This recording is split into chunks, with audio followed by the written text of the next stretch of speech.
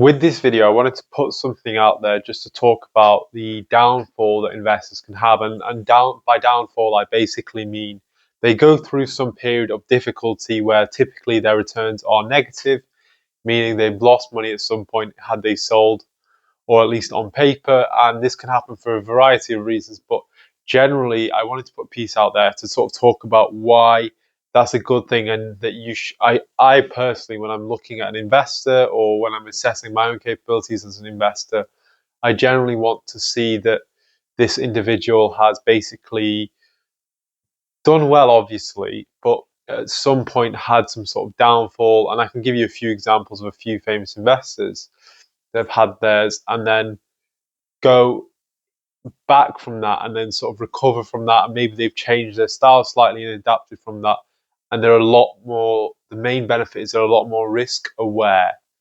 And I'm going to go through some examples. So with myself, for example, I'd done very well benefiting from COVID in terms of investing. I knew that this was sort of a temporary thing that people would get over, and done very well, quite frankly, getting over that over that hump. And then shortly after, what sort of caught me offside is I'd basically been more focused on the sort of growth hot stocks at the time. But not necessarily hot, but potentially like growing companies that I thought would continue doing well as they continue to expand their revenue, and in hopes of someday becoming profitable. And I typically like to target businesses that were just slightly outside of that profitability zone, where they were 2-3 years out from profitability. If you held it for 2-3 years, and as soon as they shifted into break even or positive, that's when I typically do very well. And that was sort of the strategy I had, because you'd be able to buy them up at cheaper valuations. And one of the things I've come to appreciate with that, because during the 2022, those of you who don't know, interest rates rose sharply and significantly. This caused a couple of things, which meant that the demand for the credit space, basically any loans or anything, had rates increased, and also lenders became more conservative, because now you're paying this additional interest cost which you didn't have before on a month-to-month basis, and that's going to make it significantly harder for these businesses who are already losing a lot of money and are typically already debt heavy. So it's definitely strained a lot of these businesses. And then on top of that, the market started shifting away, and it started actually, from just chasing growth previously, it actually started favoring sort of more profit focused, safer companies that were in a better financial position, which certainly isn't a bad thing either. But all it means is that during that period, I was caught offside, took heavy losses on, and in fact took some big losses on some of these positions I had. Did okay on the others as well. So it did balance out a bit at the end. But my main point here is that I learned a very valuable lesson, which is that interest rates aren't always going to be low, and particularly if you have a significant amount of your portfolio in these unprofitable businesses or these high growing businesses which aren't profitable or at high multiples, high price earnings multiples. You hear about investors talk about great businesses, and they'll sometimes even be willing to pay a premium for that, which I think is okay to a point. And that's sort of what I've learned here, particularly as some of these businesses which were profitable but fast growing, as their growth started to dry out and these multiples compressed, or you saw these businesses which were unprofitable seem like they're on track to break even in the next couple of years, based on the rate of decrease in the burn rate. As soon as these interest rates increased significantly and the changes in the market occurred, and raising capital as well, another big one, became harder in this market, you saw these companies start to really struggle, and that's sort of where a significant amount of my losses came from during that period. Now, obviously, I had some good positions as well, which sort of balanced it out, but that was sort of a tougher period for me investing wise. And that's sort of what I mean by a downfall. I don't actually mean that the person never recoups from it, but I basically mean like a bad patch for them. And ultimately, like, what's changed since? So now I'm a lot more strict with my rules. So not to say that I wasn't previously, but they've changed. So my priorities have changed.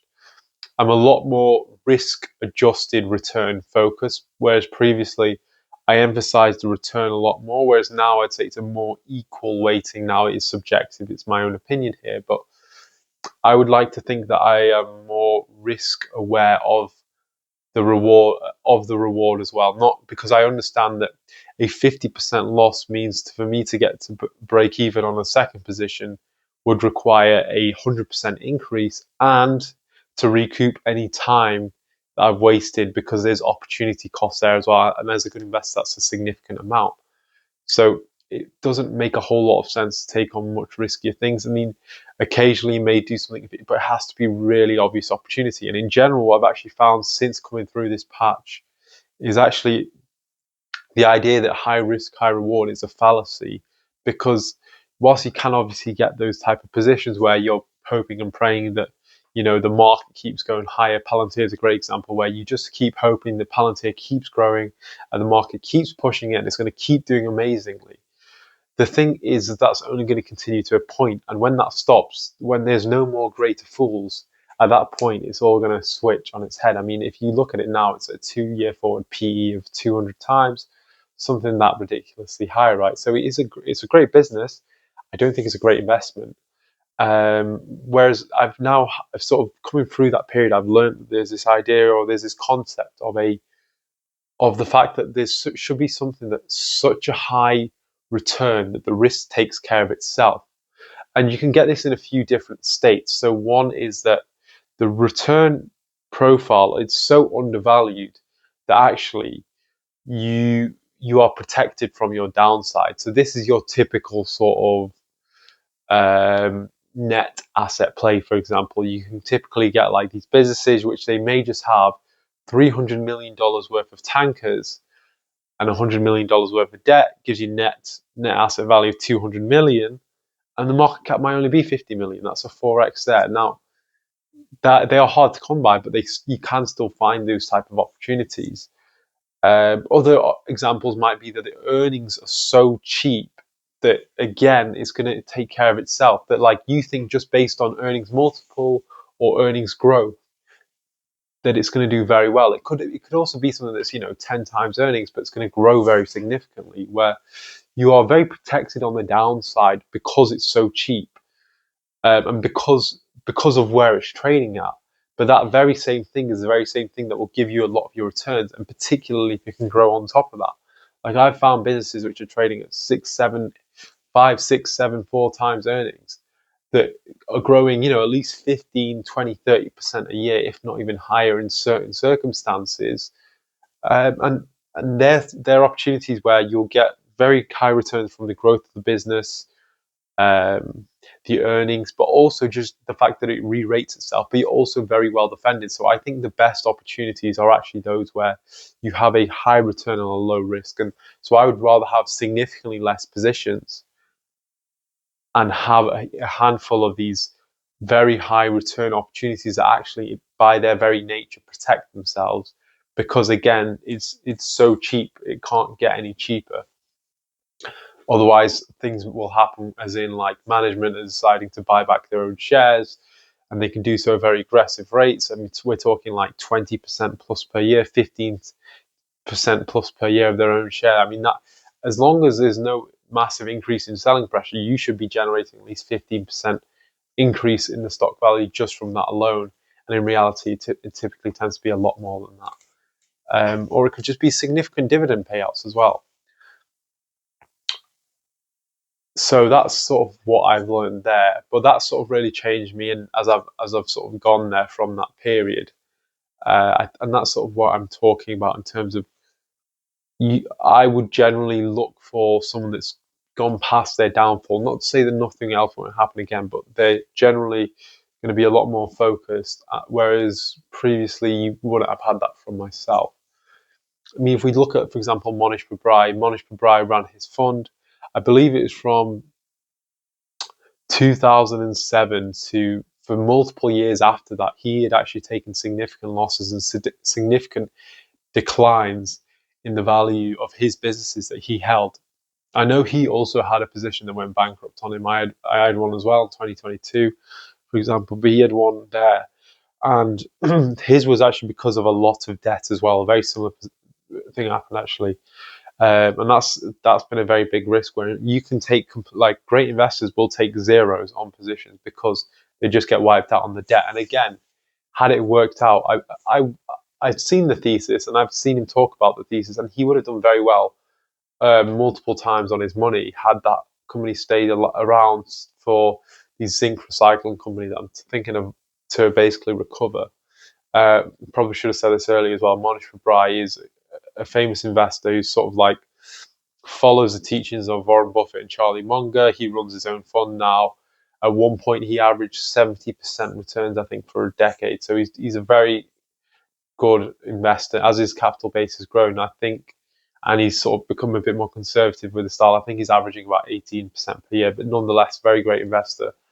He manages, I think, at least $1 billion in capital, if not more.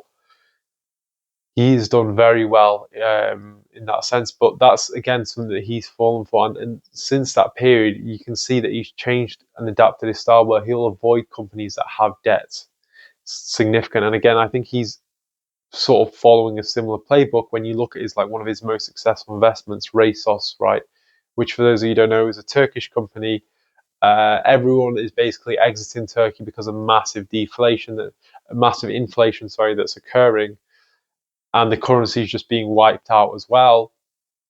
So even though the currency in that time that he's held it has lost 80% of its value, he has still made, I think, about 20 times on top of that on his return, because it's basically he bought a business at a $30 million market cap that has $1 billion worth of warehouses, and then on top of that, these warehouses are obviously appreciating as the currency is being devalued, and so is inflation increasing. It's basically increasing alongside inflation, so it's sort of like a hedge bet that protects him because it's always going to be worth something. And he's done very well off it as the market started to realize that. Now the business does have a whole set of other sort of subsidiaries within that are also very profitable, but that was the key thesis behind his point there. And that's sort of what we're talking about in terms of a net asset value play there. And that's I think that's something that really embodies what he's looking at, because it's not something like he was previously looking at, which had a ton of debt. Yes, if it just survived, it would have done well, but you don't really want to rely on that, particularly if you have a basket of those, because it doesn't matter. Because even if you have 6 completely different companies, if they're all reliant on the exact same risk, you're ultimately going to get wiped out if that risk happens. Because if it's just the fact that you're reliant on interest rates increasing and the market just having general weakness in terms of demand, all those companies more likely than not will get wiped out. I mean, in terms of Lee Lu, another sort of great investor who's sort of learned from Warren Buffett and Charlie Munger, his sort of, and he's, for context, he's done, I think, 30% a year returns for 3 decades. So very significant returns. Charlie Munger personally invested a significant amount of his wealth with Lee Lu. That just shows you how exceptional he is.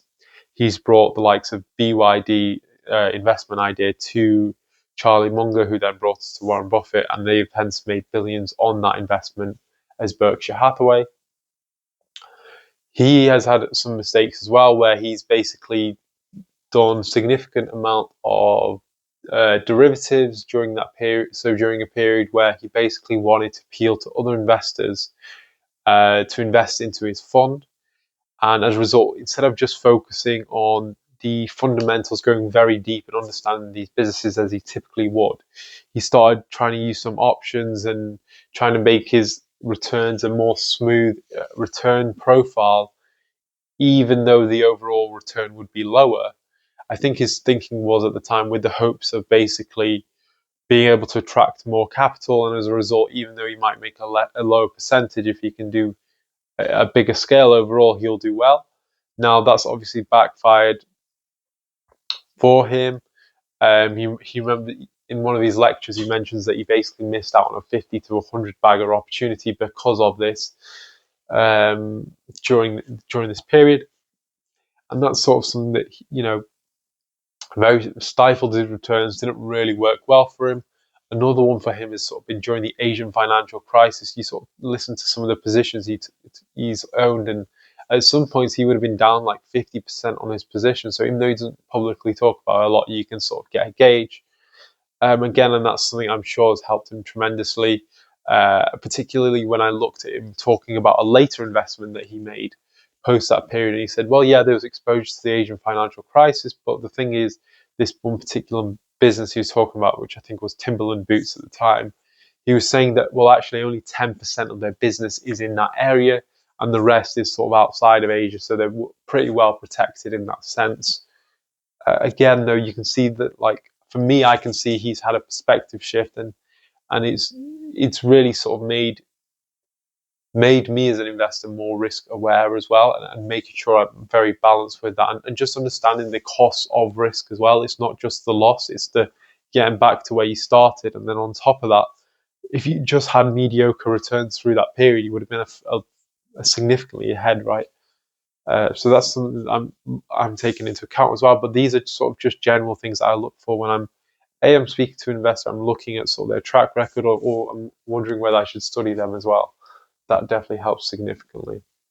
And just something to be aware of as well if you're getting into your own sort of journey or you're looking at other investors.